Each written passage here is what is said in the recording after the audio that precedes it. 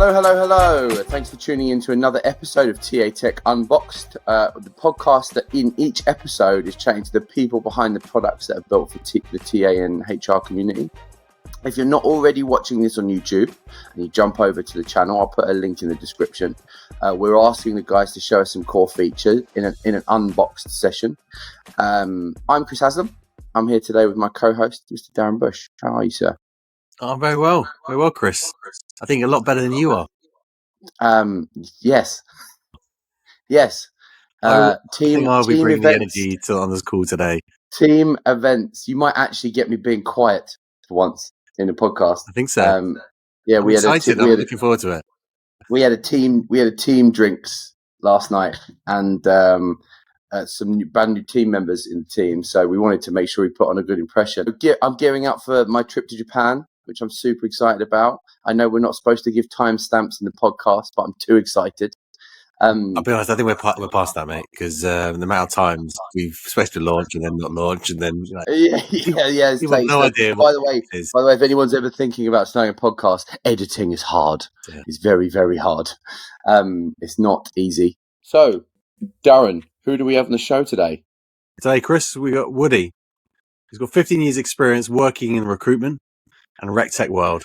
Initially working with the world's largest recruitment organisation, Randstad, Woody worked with over 500 companies to recruit and build early career programs for everyone, from HPE to Uberi. His background in high-volume recruiting was what led him to partnering up with Ewan to start Willo. Woody, as he says, is a proud dyslexic. He's driven by the mission to remove the traditional barriers of a CV, resume, and give candidate a voice in the application process. Welcome on the show, Woody. Thanks, Darren. That was a very professional introduction. Thank you. Thank you.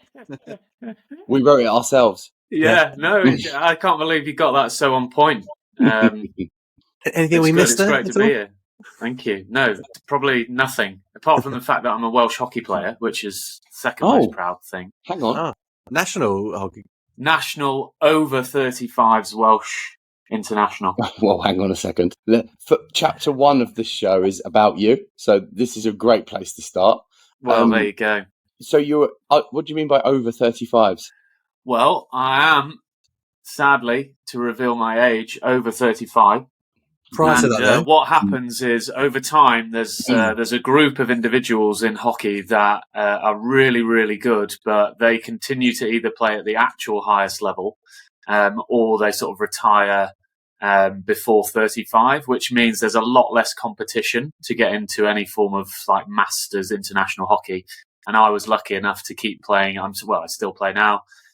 And I went to some trials and got into the over 35s Welsh international hockey team. I didn't know I didn't know I was Welsh until I was 35 as well. So wow, so many strings. Featured on HuffPost as well. Yes, I did feature on Huffington Post, but because of my proud dyslexia, not because of hockey. And we will certainly unpack that later. I'm also do we say sufferer? Oh, wow. Only if you've put a negative spin on it, Chris. I would say I have the superpower of dyslexia. Nice. You also, am I right thinking that people keep commenting that you also have another superpower? I said we'd get this in. Oh, sorry. Thanks. Yeah. Well, wait for it. All will be revealed in November when I look even more like Henry, the true. For those who are listening, by the way, Woody is a sort of a very similar likeness to Henry Cavill. It's so not true, but I really appreciate it nonetheless. I have the only likeness is I wear big glasses at times, run around dark hair, and that's about it. And that's wonderful to have you on. Finally, we've had many of a chat, and recently enjoyed meeting you again at IHR recently. And I heard your talk was inspiring. I really keen to just dig into a little bit into your background. So Darren mentioned a little bit before that you're an experienced recruitment individual. Can you give us a brief overview of your experience? Yeah, sure. I mean, it's an interesting one. So the company that I worked for within Randstad, we say Randstad because everybody's heard of Randstad, but a lot of people have also heard of the company I actually worked for, which was Pareto.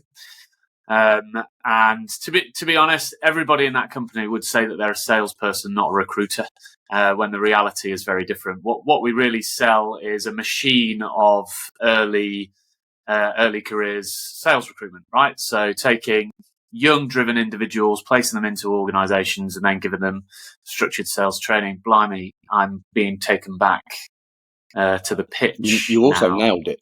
Yeah, really good. You. Do you strangely remember the phone number? For some reason, 01625 255 255. Absolutely, yeah.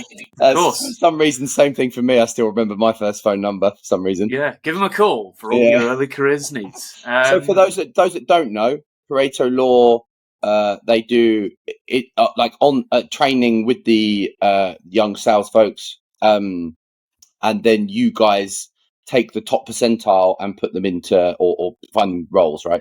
Yeah, well, we would take the top percentile, place them, and then get the companies to pay for the training. So it was kind of the other way around, where you'd look for potential, you'd ignore CVs because, especially in early careers land, like I worked at Gulliver's Kingdom, which is a children's theme park in Matlock. That was the only job I'd had before entering the professional world. So hopefully it wouldn't say too much about me on my CV and my potential. And it certainly wouldn't get me a job. So we ignored that altogether and essentially looked for, the attitude, the, kind of raw basic skills that somebody has to be successful in the future. And really that entrance for me into the workforce has really shaped what I do now, to be honest. Like the whole point of the organization and of our organization is to eradicate and forget CVs and instead focus on, hiring for potential of an individual and removing that kind of paper-based barrier that really tells you very little about a person. So yeah, that was where I sort of entered the workforce. I absolutely loved it. I was in the sort of recruiting side of the business for probably 8 years. And then in my latter couple of years, I moved into basically being a training consultant. So going into the likes of HPE, for example, and helping them build out their sales academy process, their apprenticeship process, all of that kind of stuff. So yeah, it was an amazing. What was the sort of transition then to Willo? Essentially, I joined forces with Ewan, who's the co-founder of Willo, and it's quite interesting because he comes at it from a sort of an SME, growing your own business. He tried to use video interviewing in his company, and he was basically asking people to upload things to YouTube. And he was like, there has got to be a better way, a more structured way to do this, because it's hard for the candidate and it's hard for me because I have to find the same person again and again, all of this stuff. So he came up with this kind of Willo idea of, creating actually a job board that was video based. He did a little MVP of that, which didn't work out quite as well. We then started talking about, okay, well, how could it be applied, if you sold it to in-house recruiters and actually they were using it to funnel down from the many applications to the quality few that you actually want to invest time with. And that's kind of where it came from, really. So I left Pareto October many years ago, and started working in the business basically. literally just before COVID, right? Yeah, launched in January 2020. The business got £40 in February 2020, and we were all ecstatic. Well done us. And then COVID hit, so we won our first client. COVID hit, and then we were like, okay, this is it. We're gonna have to wind it up. It's over. Nobody's recruiting. And then 3 months later, after everybody laid everybody off and realised that actually the world was not shutting down completely and recruiters still needed to recruit people. And then on top of that, and every man and his dog was having Zoom quizzes with their, uncle and cousin twice removed in different countries that they never speak to, just to do things at the weekend. And suddenly we're all comfortable with video. So then it just went, skyrocketed off the back of that kind of mass adoption. I guess when you think about it, perfect little chasm to get to fast test the value propositions for you guys, right? In that particular moment, everybody all of a sudden has to find a way to do things that that isn't. I mean, I know your product isn't about not doing things in person, but in that particular moment, I can see how the inability to be able not the inability, the need to move faster in the recruiting process would have been a really great opportunity for you. Do you feel like you saw a quicker spike than you maybe had predicted because of it? Well, what is interesting is the product was obviously, we developed it with an idea that it was needed, right? And then COVID happened and it became an essential because you couldn't meet the candidates. So what was like an educational sell of, oh, well, you could remove telephone interviews and have a more consistent process and give more flexibility to candidates and focus on the top 10% of candidates coming through the process, suddenly turned to, well, you can't hire them any other way, so you should probably do one-way video interviewing or some form of video interviewing. And what we've seen since then is obviously that's then evaporated, and the original kind of education piece has stuck a lot easier, if that makes sense. So because people have understood it and had been in the chasm, and that's what I guess I was getting at. You had that like strange moment in time that actually really gave you ability to validate product market fit super quickly, right? Which could have taken you, maybe not, because I think the tool's excellent, but might have taken you a little bit longer. So that's I think it absolutely would have taken us. It would have been more incremental as opposed to the. I don't know if I'm allowed to swear on this podcast, but what I would call the old shit moment. You know, that was COVID, and that was the fact that they had to hire a lot of people quickly without being able to meet them face to face. So we had the moment, and now we're having the kind of, oh, actually, this kind of works in just saving us time and focusing on the right people, and it's a better candidate experience. Oh, and that's cool that we don't have to look at their CV anymore as well. So absolutely, it kind of accelerated things. We've seen obviously with COVID that the people were working remote. They've gone, and we're now seeing another movement where companies want the people to come back to the office. Is that same kind of parallel happen with video interviewing at all? Where we've gone to video interviewing now after COVID, and it's become the norm. But as people go back to the office, is that kind of, have you seen a decline in demand at all, or is it just stayed the same? Saying this is actually a better way of interviewing? It's just a switch in the conversation that you're having. So, and I think the reality is, like, back then we were trying to sell to SMEs, and they had no other option. They'd hire their person and then they'd leave Willo, and it was actually quite, tumultuous business, quite churny, not very sticky. Whereas in reality, like an early careers organisation within a company, they need this tool because they're under-resourced. They have a lot of candidates coming through that don't have a lot that you can actually pull on to sift through them or screen them. So where before it was the necessity, now it's a necessity, but because of time, resource, accessibility from a candidate's perspective. Where does Willo start and end in the process? Oh God, that's a really good question. And to be honest, if you looked at like a linear sort of I guess equation of experience. So if you're an entry level candidate all the way to a CEO of whatever, that really dictates where Willo sits within the process. Because actually, if you're an entry level individual, it's right at the beginning, right? It's about taking the many down to the few that you want to deal with.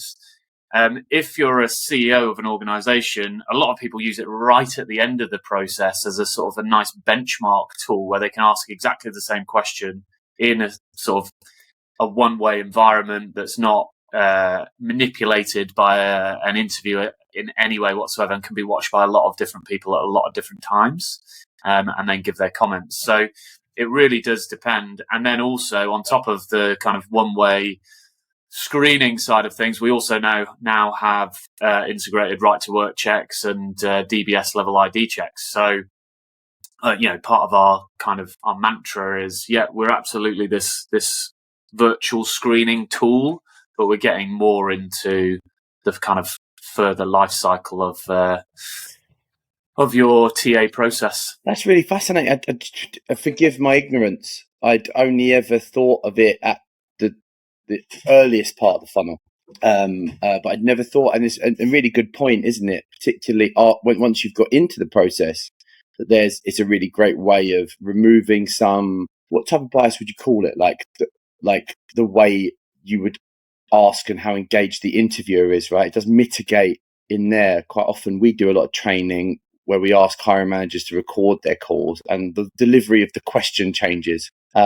Absolutely. And that is the same type of bias, whether it's at the beginning or the end of the process.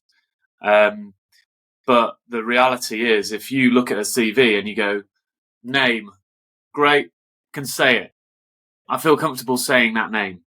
Name, I don't feel comfortable saying it. That candidate is already 10 steps behind because the interviewer who's picking up the phone is nervous about saying their name wrong.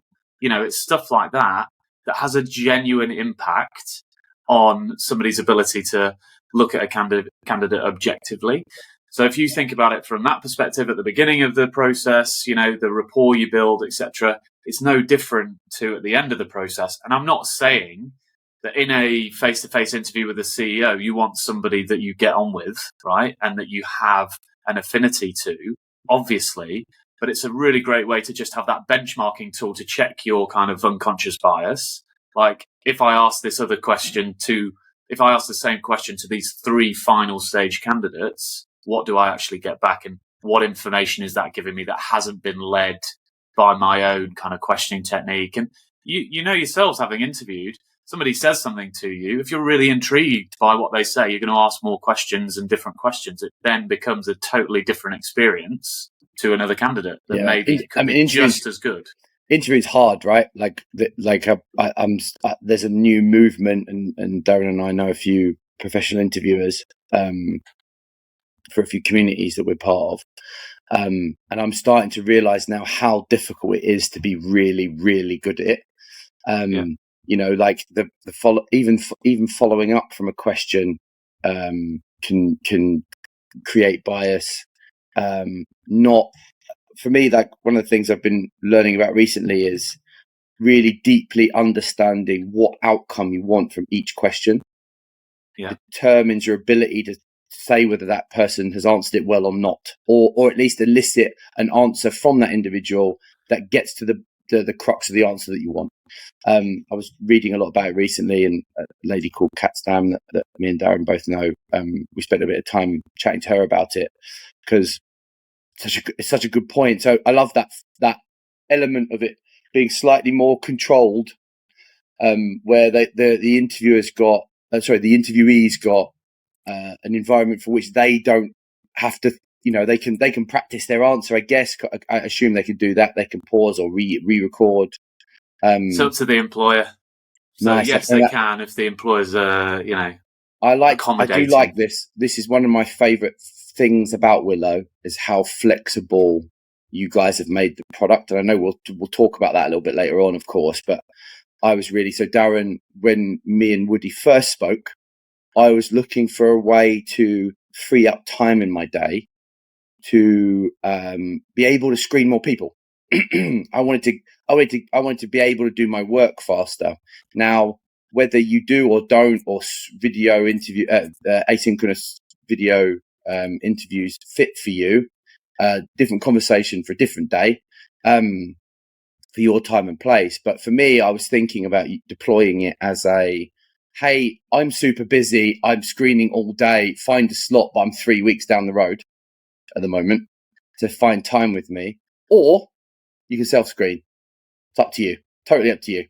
Now, I know that probably does create, in my professional mind, some bias because I've got some that I've spoken to, some that I haven't spoken to. But I thought that was a super interesting and really attractive feature that you guys had, or approach that you guys had to make it super flexible. Whereas a lot of video interviewing have not. The one thing I'd just say about in your example is there's a difference between unconscious bias and conscious bias.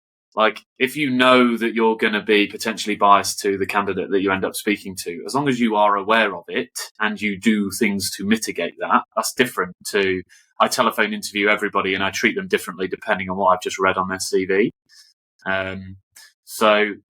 And giving options and it really depends on like the role that you're working on. Like if it's a more tech role, absolutely, it's more difficult to get them to do an asynchronous video because they don't want to be on video.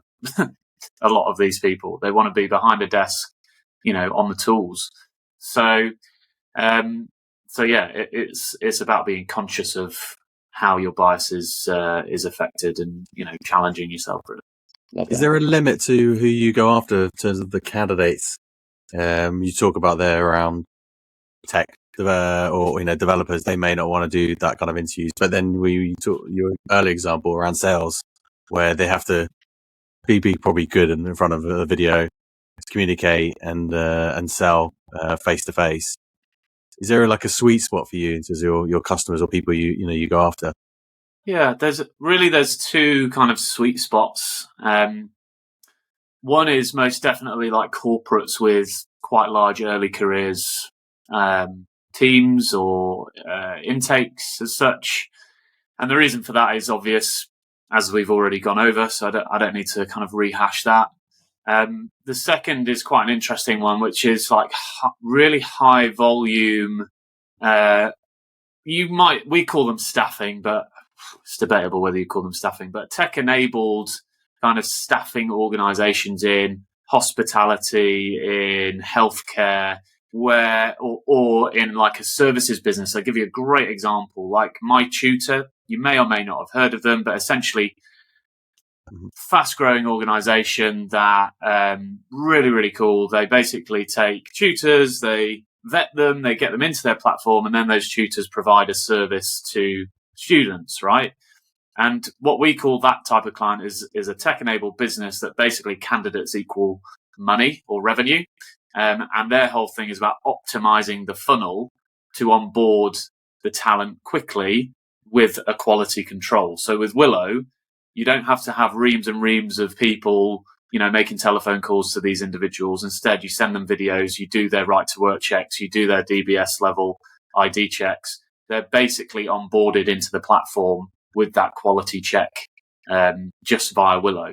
So they're the two types of organizations that we typically work with. Now, there is like a third one that we're exploring specifically really with Arctic Shores. So you probably know Arctic Shores, which is the hard to fill roles, and actually trying to push this mantra of scrapping the CV and instead hiring for potential. So let's say it is a tech-based role, but actually the individual might not be in tech at the moment, but they might have a huge cognitive ability or potential to be successful in that role. Now, it's very difficult to understand whether that person's going to be right with a CV. But if you supplement an Arctic Shores task-based assessment, so get some science and then one or two video or audio-only questions, you can then challenge internally a lot stronger somebody's mantra of, they've got to have this, that, and the other experience, stuff that you can basically train. So yeah, that's kind of the third offshoot at the moment, really. Just on we'll talk about scrapping CVs because I am very interested in that. But I work at Ericsson. We're about to launch a next gen rotation program, and similar in terms of obviously using asynchronous videos as well. This will be, I think, the first year after ChatGPT has been launched. I would say in this market, say in the graduate market. Whenever there isn't any other years, by the way, since ChatGPT. As we're launching this out, especially in this essentially touching on the graduate market. When I've mentioned this on LinkedIn and put this with people on the wider market, there's been a bit of skepticism and nervousness that ChatGPT may change this for us going forward when it comes to video interviewing. For example, I'm hearing you're going to be hiring actors, people who are able to get the questions, put it into ChatGPT or Bard, and then get the answers and then script, and they'll have a script and they'll just be talking about it. look, so there's two things firstly on ChatGPT.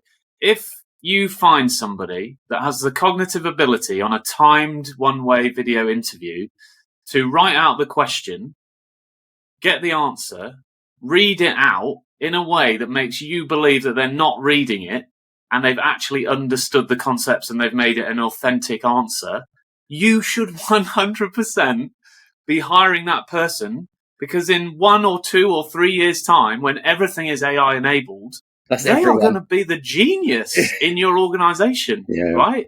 Like 100%, it's just the same as using a calculator, right?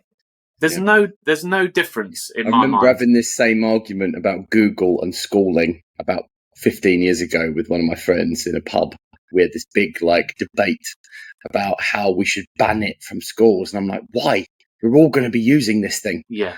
The whole point of it is to enhance the human capability, right? So if somebody uses it to enhance their human capability, then great. Like, I think the point about them being an actor, do you know what? Maybe somebody does sneak through and they've been doing drama for 20 years and they know how to read a script and ad lib or whatever. But I just don't believe that will be the majority of people, right? If that person is getting through, not only are we saying fine now, that'll be the future, but also they're probably getting through anyway, right? Yeah. They're probably they're already hacking a system in some way. If you think people aren't preparing for an interview already, that they're just turning up for an interview, you're an idiot.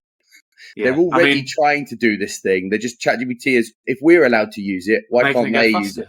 Yeah. So on that point as well, then, with Willo, do they have any pre-time or time to actually? Do they get the questions in advance, or is it literally 3, 2, 1, and then a question will appear, and could they have potential 1 or 2 attempts? Is it dependent, or is it a setting? Totally up to you. Yeah. So they could have no attempts, no retakes. Sorry.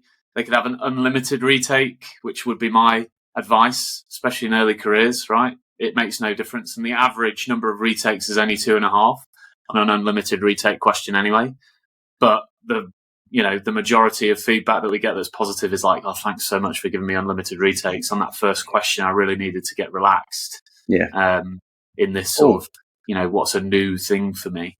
Another layer of interesting, right? Is that a tactic that you would advise your customers to do, right? It's first couple questions, try and make people feel comfortable, get them talking about themselves or something, so that as they move through, that's really interesting.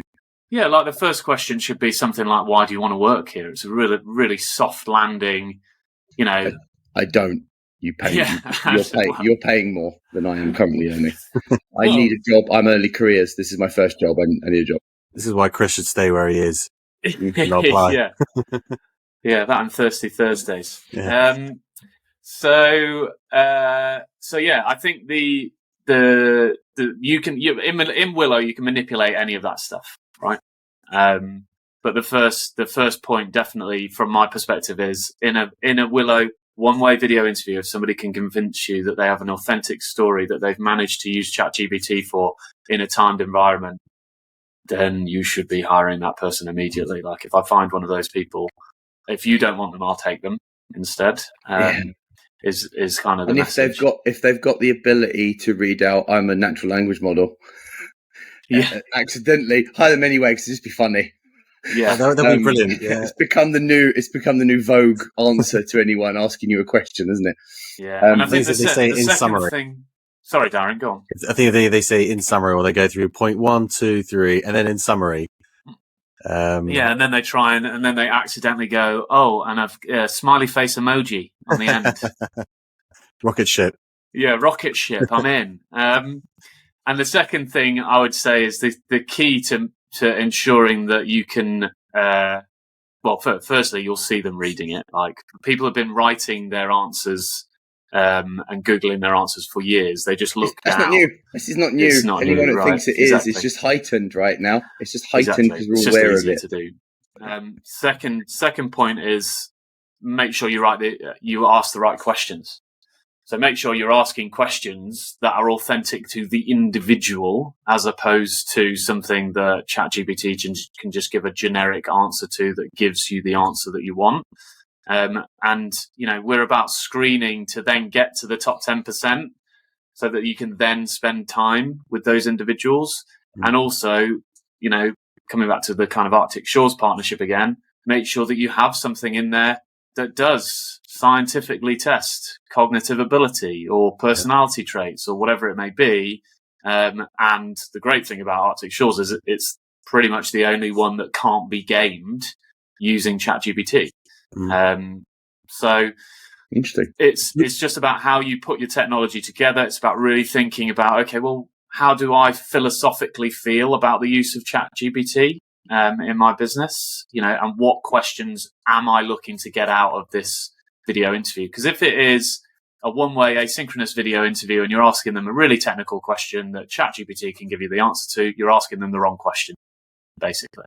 Yeah. So yeah, that would be my take on it. Should we talk about scrapping the CV? Go for it. It's been around for a long time, decades, and it's been it's kind of the fabric of the recruitment process. The first point of call, everyone has it. It's the norm, and you're talking about obviously scrapping it. Why scrap it? And then is there a limit to a point where you still need to say a CV? After about 5-10 years, or are you saying scrap CVs across the board, across any age or experience? Whoa, there's a question that gets you in a lot of trouble if you answer it wrong. So what do I feel? The main passion for scrapping the CV from my perspective is that anything that's been around for as long as the CV probably needs updating anyway. It has existed in exactly the same form for hundreds of years, apart from the fact that now we type it.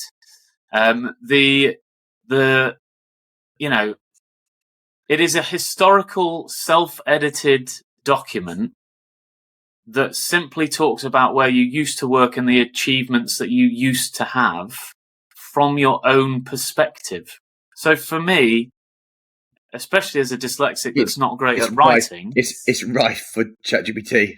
It's yeah. If you're worried about one-way video interviews with ChatGPT, like CVs are gone. They're just, they can be templated to get through whatever AI algorithm you have in your CV parsing tool or whatever it may be. So I just think they're antiquated. I think from a candidate perspective, they're just, everybody says, oh, you should write a different CV for every different job. It's like, well, what's the point in that? You might as well get the organization to just ask you the questions on the information that you actually want to know about your candidate. And 9 times out of 10, organizations are doing that anyway and ignoring the CV or it's just not fit for purpose anymore. I think you can find a lot more information about somebody through task-based assessment, through video interviews, through asking them written questions that you do want to, get the answer to around logistics of where you used to be, using their LinkedIn, quick apply, all of that stuff. I just think the challenge has been and will always be with the CV and having a viable alternative is there will always be organizations that don't have that technology. And the CV is one of the only things that you can universally walk into a shop and go, this is me, boom, can you hire me? That's the challenge that we have to overcome, basically. What are your thoughts on what that future looks like? I know you spoke about obviously the video interviewing and you got assessments as well, but how do you replace that 2-page document? What do you think that will in the future would look like? I just think that we have to. So this is the challenge, right? The other thing about CVs is they're free to make, except for the paper you print them on. We have to find some sort of way to get a candidate portfolio, into a QR code on somebody's phone where they can walk into a shop and it shows them, here's my task-based assessment, here's my video introduction to myself. Have a look at that. What do you think? Right? Am I suitable for this role? And not only will that product idea, making notes. Yeah, well, we're kind of halfway there. We just need to put it all together. You've So got CV Wallet as a potential. yeah, CV Wallet. So had a great chat with them at IHR last week. So I think we just need to get to a point, probably in 3 years, I would guess, where these things are being brought together, and therefore making it accessible to a candidate to, like I say, walk in with a QR code and go, "This is me," and it becomes universally accepted. That's the challenge. It's got to be universally accepted. But CVs are universally accepted and thrown away. That's the reality. One thing I've always thought is super interesting here is that there isn't any way for a candidate, bar maybe courses, is the only form of doing it, but like a world where a candidate can self-qualify something. We chatted to Richard Hillier a little bit yesterday for this podcast. He's coming on in November. We were saying that it's super interesting how most platforms don't tell the candidate they're not right for this. They're in the 90th percentile. They're not in the 10%. They don't say, "Hey, this one's not for you." In fact, I don't think I've not come across any platform that does it that way around. And I find it super interesting why can't I go to Arctic Shores now and do a test myself that validates I'm an engineer, and I don't need a CV at that point. I could just send that exam out to everybody, and that that I'll get or interviews or whatever. What happens next in this new future? It's interesting, isn't it? Well, there's two realities in my mind of that. Who's paying for it? Number one, right, and number two is there's no guarantee of a job or that anybody's going to accept this as an alternative to a CV. So it's a. I'd pay though. I'd personally pay as a candidate. Yeah, well, exactly. You would pay if you knew people would accept the information as a way of applying for the job. So it's almost the result is also a high score as well. I mean, you're going to pay. If you get a low score, you're not going to use it. Yeah, you're like, great, cheers, guys. That was brilliant. I mean, what you might pay for is insights into where if not that, then what? Yeah, maybe I need some coaching. Maybe I need to be suggested other courses. Does it take a higher education environment for people to do these exams? And I guess that's what a course is, isn't it? They just don't do it. They don't flip the script. You have to do the course, get the certificate. You can't just do a test and go, the University of Cambridge says you're a great engineer. You know what I mean? Yeah, you have the potential to be a great engineer. Yeah, of course. I find that fascinating that, and we are seeing in the world at the moment a bunch of tools coming out that are focused on specifically people when they become applicants or candidates, as we call them in the recruitment world, right? We're starting to see tools and services for them, which I think is a fascinating new venture. I was chatting to there's a recruitment firm, I can't remember their name, but they are now starting to charge for like an agent would if you were an actor, Yeah. They'll do everything for them and manage their career as a freelancer. And I know this kind of already exists, and it doesn't sound like, when they explained to me, I was like, doesn't that already exist? They're like, yeah, but not in the vise of I'm a person who becomes a candidate. It's always this company who needs a candidate. And I find that fascinating and super interesting. And it's cool, like you said before, right? I think we're in this really interesting world at the moment. Recruitment or recruiting people as a whole is been blown wide open, not only because of COVID, but over the last maybe 5 to 10 years, we've really started looking at how do we stop trying to trip people up in the recruitment process, you know what I mean? And actually genuinely trying to find, is this person got potential over, like we've been talking about, over just because they've been at Google. Right? I mean, 10 years ago, it was like hire 10 engineers from Google and you'll be famous. Now it's like, actually, they've probably only worked in a really small part of Google. You don't want them. You want the guys that have been working on a whole product at an early stage and been part of its growth. And how do you identify what's good there? That's what's become super difficult. So it's a fascinating world. I don't know whether there's a question here. No. I don't. There is. It was a wonderful Monologue. of statements, but that I agree with, and there is big change, no doubt, because of the talent shortage, and not to get too politicised or whatever, the failing educational system within the UK to spit out talent that goes, yeah, this is what I'm going to be. I've known since I was 16 that I had a huge potential to be X, Y, or Z. So therefore, I went down the track of developing my skills, in this non-glamorous career that I'm going to make loads of money from, or just be really successful and really happy, right? That's you go to university, I did geography, I got a 2-2, I played hockey 6 times a week. I ended up in sales. You could have written that probably with a 2-2. But if I'd have known about the professional career in sales when I was at school, I'd have done it straight out of school. I'd have done an apprenticeship, and I'd have probably got further in my career by now had I have done that. But nobody talks about the actual roles in the world, right? They just talk about being a lawyer or a doctor or whatever you can do after uni or whatever you can do out of school.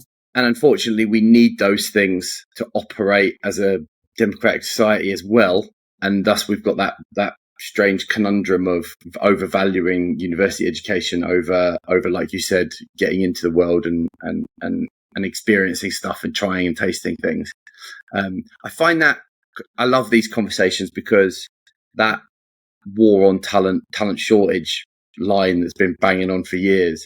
It's funny how I don't think there are more jobs than people on the planet, right?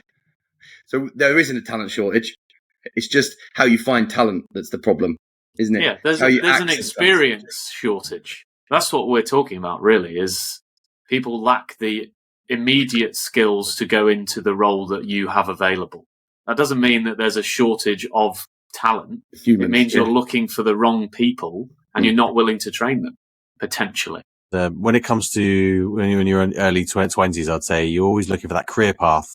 Whenever they interview candidates into the companies, they want to know what is the career path. But what we're saying in theory is, and I find my experience, there is no linear career path at all. So, look at, where you came and joined Pareto, they had no idea that someone's going to say, well, in about 10 years time, you're going to set up your own business and do it, and go into the TA tech space. It just doesn't work like that. I feel like you work in the role, you get to learn about what you don't like, what you do like, and you kind of just, that kind of where it steers you down that path. That's how I found it with myself. You eventually sort of land in an area, go, actually, I like this place. I find it interesting. But no one says in your 20s, go and make a mess, do they? Yeah, no, they don't. Literally, just go and try it all. Go and find things you like, but it's also like go and work in these industries or go and work in this kind of companies as well. That's what I feel is missing. There's someone doing a sort of profile about, you should potentially work, if that's what you want to do or you're interested in, go and work for startup space maybe in the beginning of your career because that was good. Or if you like a different type of environment, work in a large corporate because that's where you'll get, maybe the support and you'll work in sort of more defined role.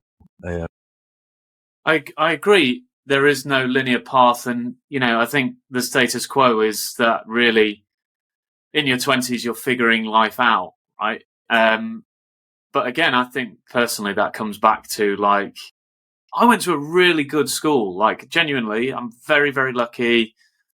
I went to a great school, but did we ever really talk about what career was going to be right for me in the future? I did a random test, but nobody really gave me well, by the way, here is the broad spectrum of the corporate world. You could go and start your own business, or you could go and work for EY for 20 years. Yeah. All it was which university are you going to get in? Because then we can put it up on the board. Totally. Your knowledge is based on as well TV programs back then. It's like you absolutely, watch, and for anyone who watched Suits, I can tell you about being a lawyer is not as interesting or fun. It's not as good. No way. Gutted. Unbelievably fascinating. I always thought at school, why don't we have alumni from the school, even at primary school or secondary school, particularly as you're 9 onwards, year 9 onwards for folks in the UK, of course. Why there aren't more talks of local entrepreneurs, shopkeepers, business coaches, I don't know, that come to the school and are doing regular tours. We didn't have anything like that at all. We did, but they were lawyers, they were doctors. Yeah. It was literally because I always wanted to own my own business, right? And I'd write down 3 crappy ideas every day, and I never came up with a good idea until I worked with Ewan on his idea, pretty much. And I had no mentor, I had nobody to speak to about any of it. And it's just breaking out of like, what should people be doing? Well, what they should be doing is things that they love, things that they're going to be passionate about, things that they're going to be good at. And, my hope with the whole scrap the CV movement is that organizations start to help push that trend downwards, right? Because one thing that you do at school is you learn to write a CV. Right. But if we can push that trend downwards and say, oh, by the way, Ericsson are now hiring for potential. They're hiring based on your psychometric profile, based on, how well you communicate, based on all of this stuff, not your qualifications. We should probably start practicing you for that. We should start. That's going to scare the hell out of the school system, though, right? I mean, that's it is. How good would that be? That's going to scare the hell. They're going to be like, they're basically telling kids that the things we're teaching you, by the way, you're never going to use. No. Well, I work with an amazing organisation called Worktree that goes into schools, predominantly in Milton Keynes, and they do exactly that. But they have a really great broad spectrum of careers. So they have somebody from Network Rail because they're based in Milton Keynes. They have me as an entrepreneur and sales bloke, and they have somebody that runs their own HR consultancy. It's really great. And all of those people, because the question you always get is, how important do you think qualifications are to the success in your current role? And I'm like, because I've got a conversation with my mum later on. Literally none. Yeah. And the teachers you're giving there, hope to people. Yeah, it was great. You're giving hope to the people who are failing. Yeah, I mean, but they don't mind. Like, that's the thing. Like, and I'm always like, by the way, if you're dyslexic and you're struggling to learn, like, there's hope. As soon as I left university and I started learning about sales, something that you'd never learn about in school, like how to influence and persuade people, all of a sudden I was like, wow, this is so interesting. And I started to learn. I found that super interesting with my dyslexia going through school.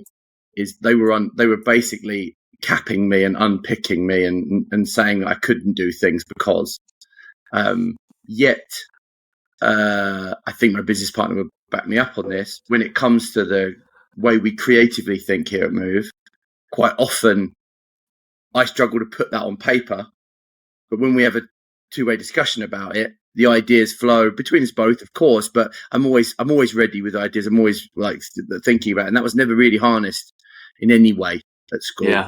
It was you say, great idea, Chris, but you spelt this wrong. Yeah, well, or great idea, but who said it before you said it? Because otherwise it's not true. That was what I really hated at university. But yeah, so just to bring it back to TA land, I guess, rather than dissing the entire British educational system.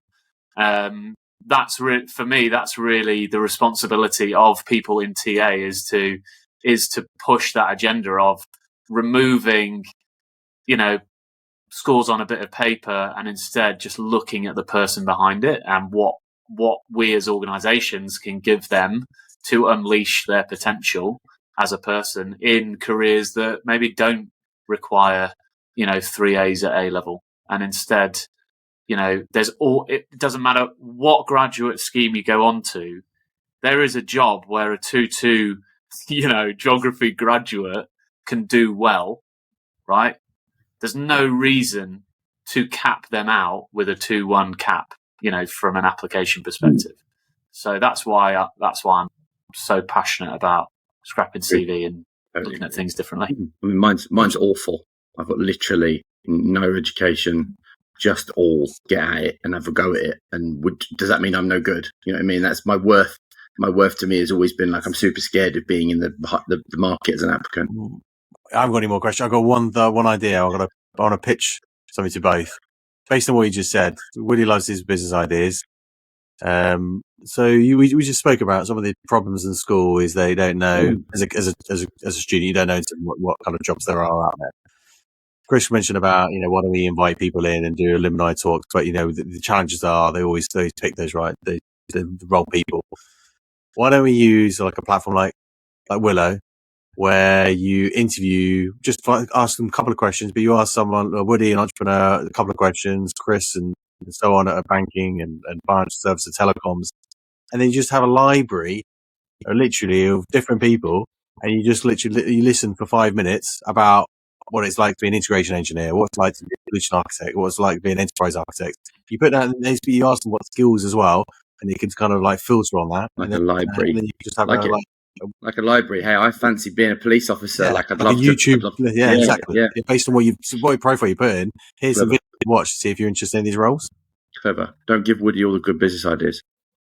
I don't know. Where's Woody? You tell me. I mean, well, so Worktree, the aforementioned charity, they actually did that during COVID because they couldn't go into schools anymore. So they have a repository of these videos that you're talking about.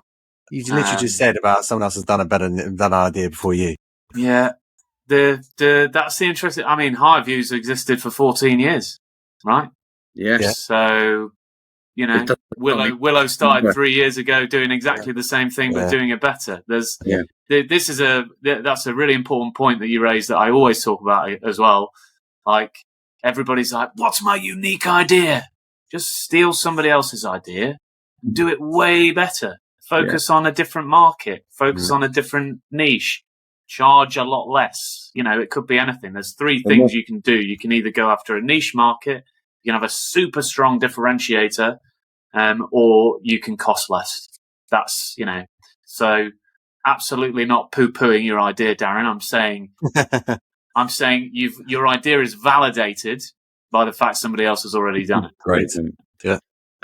What other tools are you seeing that you're super impressed with that we should get on the pod?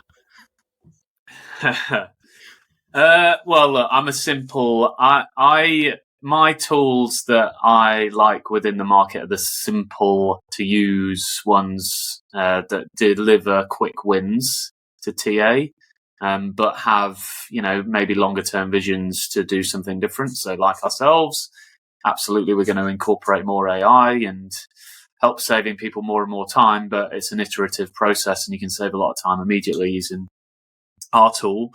From an ATS perspective, Greenhouse is great. Team Tailor is probably my favorite just because I have a huge affinity to the way that they do employer brand and video and just make everything a little bit more interesting for candidates.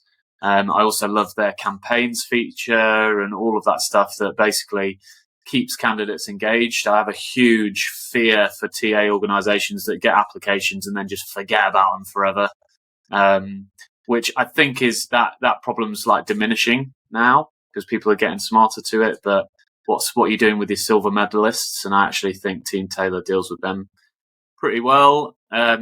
We've obviously already talked about Arctic Shores. Our partnership with them will only grow over time because I truly believe in their mission and what they do. They have a lot of like occupational psychologists. They're a very smart company, so I would highly recommend reading some of their reports and digging into their background a little bit more. The other thing, other company, it might have been you that posted it, Chris, but I don't want to give you the credit. Is just MetaView and the way that they're and again, I've never spoken to MetaView. I've never even seen their product live. But their mantra about the use of AI to aid TA professionals as opposed to make the decisions for them. So again, coming back to ChatGPT and all of that wonderful stuff, like if you use it as an aid to get through an interview process and you get the job because actually you can assimilate that information successfully, etc., that's great. If it genuinely gets you the job, that's a different thing altogether because it's a crutch, right?